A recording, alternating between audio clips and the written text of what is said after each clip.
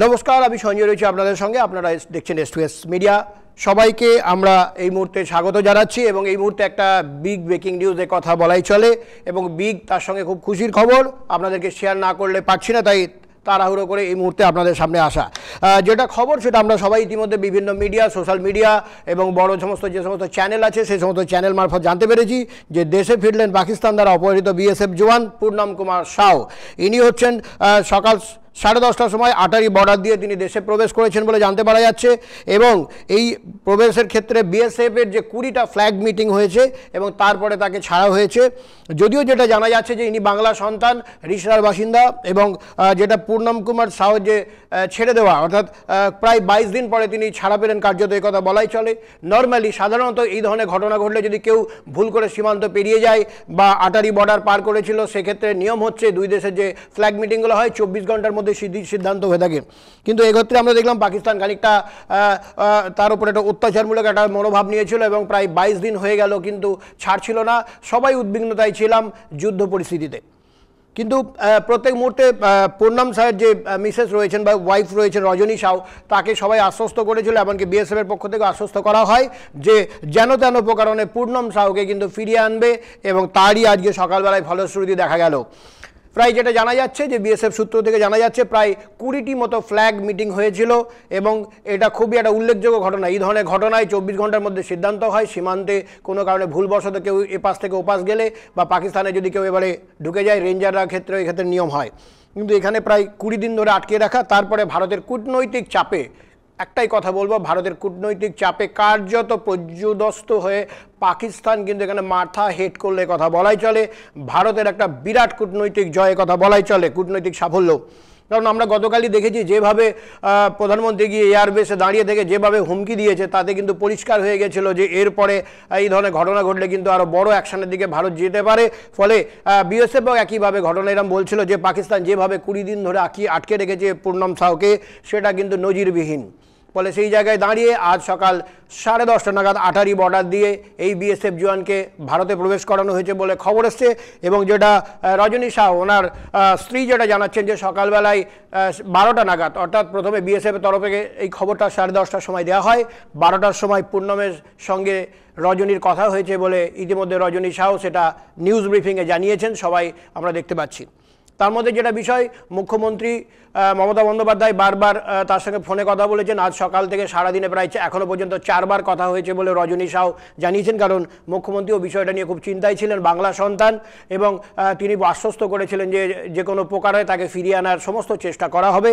ভারত সরকার এবং অন্যদিকে বিএসএফের পক্ষ থেকেও কিন্তু আশ্বস্ত করা হয়েছিল যে পূর্ণমকে কিন্তু তারা ফিরিয়ে আনবেন এবং সেই কাজটি আজকে হলো। অর্থাৎ কূটনৈতিক চাপ এবং ভারতের এই চাপের কাছে কার্যত পাকিস্তান মাথা নত করেছে, এটা আমরা দেখতেই পেলাম। সত্যিই একটা খুব ভালো খবর। চারিদিকে যুদ্ধ পরিস্থিতি, তার মধ্যে পূর্ণমের ভবিষ্যৎ কী হবে? পূর্ণম কি আদৌ ফিরে আসতে পারবে, না পাকিস্তান হাতে বন্দি থাকা অবস্থাতেই তার কোনো একটা বড় বিপর্যয় বা বিপদ ঘটতে পারে? এই নিয়ে কিন্তু আমরা খুব চিন্তায় ছিলাম। তার মধ্যে সেই চিন্তা কাটিয়ে আজকে প্রায় 22 দিন পরে তার ফিরে আসাটা সত্যিই আমাদের সকলের কাছে খুশির খবর। এবং ভারতের এই কূটনীতিক জয়টাকে কিন্তু আমরা সবাই একটা খুব বাহবা দিতে অবশ্যই চাইব, কারণ এই ধরনের চাপ, আন্তর্জাতিক চাপ তৈরি করার ফলেই কিন্তু এর আগেও আমরা দেখেছি অভিনন্দন এবং আজকে আবার একইভাবে কিন্তু পূর্ণমকে ফিরিয়ে আনলো ভারতের কূটনৈতিক চাপ বা প্রেশার।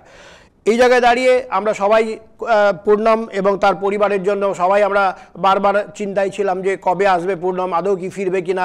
মুখ্যমন্ত্রী মমতা বন্দ্যোপাধ্যায়ও চিন্তায় ছিলেন, স্থানীয় এমপিও চিন্তায় ছিলেন, সবাই, এবং ভারত সরকার থেকে শুরু করে অন্যদিকে বিএসএফ সবাই কিন্তু বারবারই বলেছে যে তারা পূর্ণমকে ফিরিয়ে আনবেন। এবং তারপরেই আজকে সেই শুভ সংবাদ এলো, সবাই আমরা এই মুহূর্তে দেখছি। এবং যেটা এরপরে পূর্ণমের যে মিসেস অর্থাৎ স্ত্রী রজনী সাউকে কিন্তু প্রশ্ন করা হয়, সাংবাদিকরা প্রশ্ন করেন যে কথা হয়েছে। রজনী খুব শান্তভাবে জানালো যে হ্যাঁ কথা হয়েছে, ভালো আছি, সুস্থ আছি, কথা তাকে জানানো হয়েছে। এবং বলা হয়েছে 3টের পর নিজের ফোন থেকে আবার ফোনে কথা হবে, তারপরে আরও বিস্তৃত জানা যাবে যে কীভাবে এই ঘটনা ঘটলো, কেনই বা ঘটলো, বর্ডার বা কী করে ক্রস করা হলো, এই বিষয়গুলো জানা যাবে। তবে পাশাপাশি আরও ওকে প্রশ্ন করা হয় ওনার স্ত্রীকে যে এই যে আজকে পূর্ণম ফিরবে, কবে আসবে, কিছু জানিয়েছে? বললো না, এখনও পর্যন্ত কোনো সেরকম বিষয় কিছু জানা যায়নি। তারপরে প্রশ্ন করা হয় এই যে ফিরে আসার পর তাকে কি স্বামীকে কি আবার ছেড়ে দেবে ভারতের এই কাজের জন্য? তিনি পরিষ্কার জানান যে আমার স্বামী দেশের হয়ে কাজ করে এবং দেশের গৌরবে আমার স্বামী গৌরবান্বিত হয়ে থাকেন, গৌরবান্বিত হন, তাই তার প্রথম কাজ হতে দেশ সেবা, সেই জায়গা থেকে কোনোভাবেই তাকে সরিয়ে আনা যাবে না। আমরাও সে ব্যাপারে বলবো না, ও দেশের হয়ে কাজ করছে, আমরা দেশের মানুষ, ফলে দেশের সেবা করা সবারই দায়িত্ব।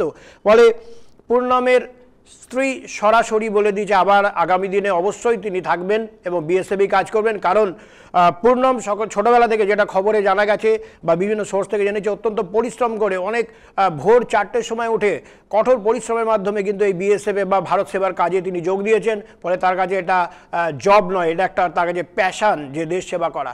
ফলে এইরকম পূর্ণমের যে ইচ্ছা তাকে কখনোই ভাবে তাকে ছোট করে দেখেন না রজনী সাউ। রজনী পরিষ্কার দৃপ্ত কণ্ঠে ঘোষণা করেছেন ভারত সরকারকে ধন্যবাদ।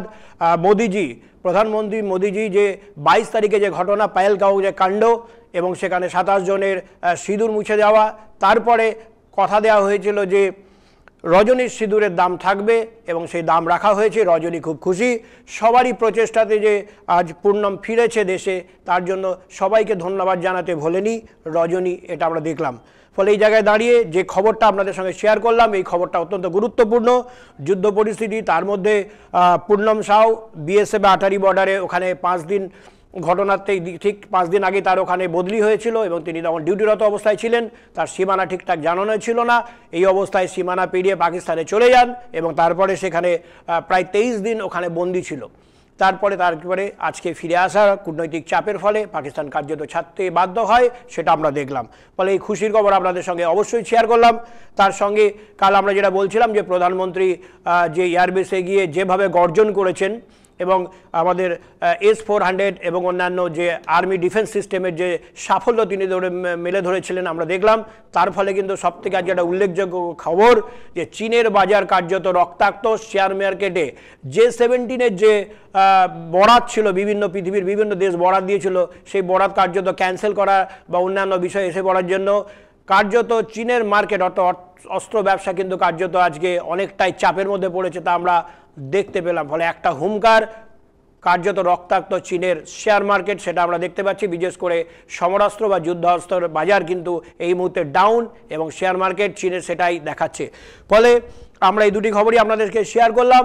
সবথেকে আনন্দের বিষয়, যেটা আনন্দের সঙ্গেই আমরা শেয়ার করলাম, যে পুনম ফিরেছে দেশে, আর কয়েকদিনের মধ্যে হয়তো বাড়িও ফিরে আসবে। যদিও তার মিসেস বা ওয়াইফ চাইছে না, রজনী সাউ চাইছেন না যে উনি এখনই বাড়ি ফিরুন, কারণ উনি দেশের সেবার কাজে আছেন। সীমান্তের পরিস্থিতি খারাপ, ফলে সবাইকে ধন্যবাদ জানিয়েছেন, বিএসএফকে ধন্যবাদ জানিয়েছেন, পাশাপাশি প্রধানমন্ত্রী নরেন্দ্র মোদী যে তার সিঁদুরের দাম রেখেছেন তার জন্য কৃতজ্ঞতা প্রকাশ করেছেন মুখ্যমন্ত্রী মমতা বন্দ্যোপাধ্যায়ের প্রতি, কারণ তিনিও বারবার তার পাশে, পরিবারের পাশে থাকার জন্য ফোন করেছেন এবং তার পূর্ণম সাউকে ভাই বলে মুখ্যমন্ত্রী সম্বোধন করেছেন, সেটা আমরা দেখতে পেয়েছি, সেটা রজনী সাউ জানিয়েছেন। আজও মুখ্যমন্ত্রীর সঙ্গে 4 বার কথা হয়েছে।